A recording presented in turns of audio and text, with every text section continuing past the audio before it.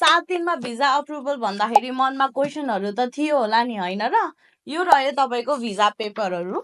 अनि हामी डिएससीबाट प्रोभाइड हुने भनेको चाहिँ 2 इयर्सको फ्रिलान्स भिजा, आजाद भिजा, जुन भिजा चाहिँ तपाईँको आफ्नो नामको भिजा हुन्छ र यो भिजामा तपाईँ अल ओभर युएमा आफूले जानेको, आफूसँग स्किल अनुसार, आफ्नो वर्क एक्सपिरियन्स अनुसारले कुनै पनि कामहरू गर्न सक्नुहुन्छ।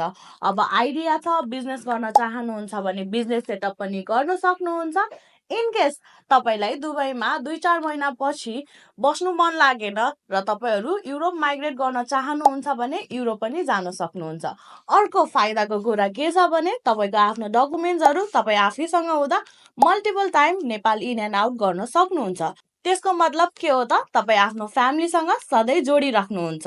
अब यस्तो फाइदा उठाएर यस्तो भिजा लगाउन चाहनुहुन्छ भने चाहिँ आजै मलाई कन्ट्याक्ट गर्नुहोला। धन्यवाद।